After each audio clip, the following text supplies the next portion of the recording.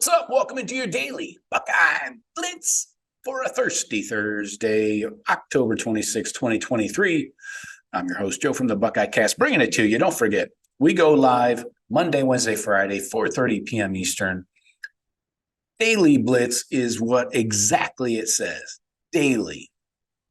7 days a week, you get your Buckeye Daily Blitz, about 10, 15 minutes maybe. One quick nugget of Buckeye info in your ear holes every day of the week, because who doesn't need that?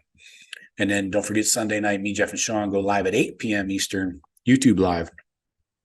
Be here, subscribe, hit the like button, por favor me. And let's get into this. We got Jim Knowles press conference highlights. Let's talk about the defense here. Starting right off the bat here, coming in hot. Have you ever held a team to 0-15 on third downs? But that's hard to beat. Yeah, I can't specifically recall that kind of production. What do you like about Tyleik Williams this year? Healthy reps, attitude. Tyleik has it all. So the athletic ability, it just keeps showing up. How does Ryan Day protect the program from some of these weird upset losses in the past? No, Coach Day just preaches consistency.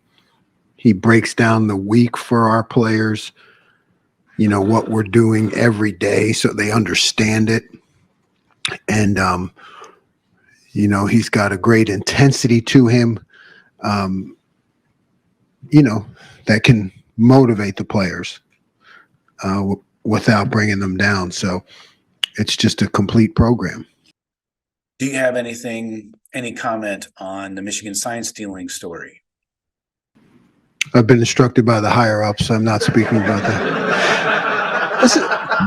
It's a great thing about being a middle manager. I'm sorry. All right. Not surprised. Jermaine Matthews, how do you like his game so far?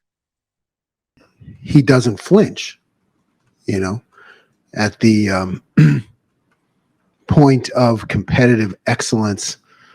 There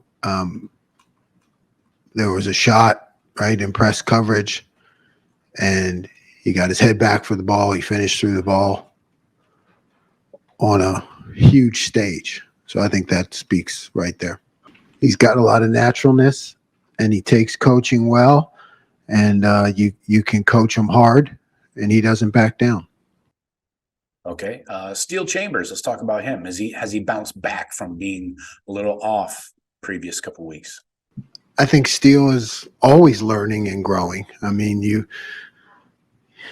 really can't discount the fact that he was a running back. He's just always learning and growing. So but he did have a really good week of practice, and I told him that without giving him too much sugar, because I said he might be a diabetic. That's what I said to him. No, Steele, you did okay this week, but no, he had a good week of practice, and it showed up in the game. So, but he's always learning and growing. All right. Wisconsin running back Braylon Allen, what problem does he present? He breaks a lot of tackles. He really does, in different ways. Guys try to go low on him, and he gets his pads down, and they bounce off him. So he makes a lot of tackles. It's the best I can put it. How do these issues with tight end coverage hurt the Buckeyes defense? Yeah, you get guys closer to the line of scrimmage, right? When you're covering someone and you're closer to the line of scrimmage, things happen fast. So you get, you lose your eye discipline in terms of, the runs coming at you and the play action, and you don't have time and distance to decipher what's going on. So I think that's how tight ends get loosed, because things happen quickly. What other issues does the Wisconsin offense bring to the table? Yeah, they're spread the field more and challenge you with the RPO game. So, I think it makes them multidimensional, because they still have the runs, but then they have the built-in passes off of them. So it makes you play more honest. All right. How is Wisconsin backup quarterback Braden Locke? How does he compare to the starter Tanner Mordecai? Yeah, they're still right now. They're still running the same offense. He's very similar. It's maybe he doesn't have as much experience, but really similar guys, same offense. And what are you seeing from Josh Proctor? Josh been through a lot of ups and downs, just in life in general. And I think that's why I've always coached college and want to continue to coach college, because he's just one of those guys. Sometimes it takes him 2, some 3, some 4, some 5, some 6, but eventually you get to see the light bulb come on and like everything starts to go right. Do you feel you're starting to see this safety-driven defense? I think you're starting to see that. I mean, you're starting to see safety show up in different places and making plays at critical times. And that's just an understanding of the system and how they can make plays. All right. How about this defense succeeding, doing well without Denzel Burke on the field? That just tells me they're buying in. They're seeing what Denzel's doing and the other guys, and they're all just kind of getting in line and ready to play. And coaching's been great. The attitudes have been great. The competition, right? Remember, I said it all starts with the competition in practice and going against great receivers every day, and they're stepping up, and now they're all just hungry to play. They want their shot. And what about Jordan Hancock's versatility moving from the nickel to outside corner? Yeah, he's got really good football intelligence, and I think he had his best game, and you saw him show up in different places at different times. He's got a very steady attitude, to be able to handle all the things that are thrown at him.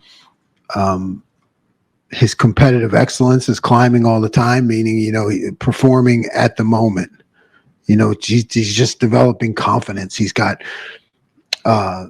size, he's got speed, athletic ability, and he's willing to be aggressive. He's a willing tackler, and that makes a difference. Okay.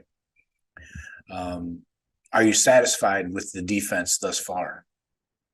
It's really added pressure, right? And it's really becomes my job to get the players to understand that, when you start to play well, the expectations become higher, and that we can't go backwards. And the only way to do that is keep practicing at a high level. So it's really, I don't feel one way or another about it, but I know that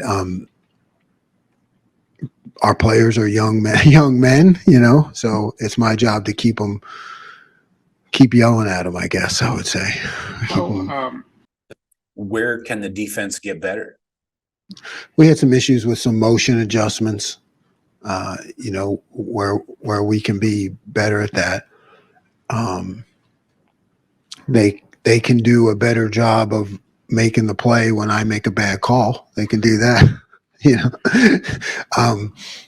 I mean, and that's joking, but at the same time, it's like, okay, if we are not perfect in everything, right? Let's make sure that we still have leverage and get the ball on the ground. It's that like controlled chaos when something happens that wasn't exactly planned.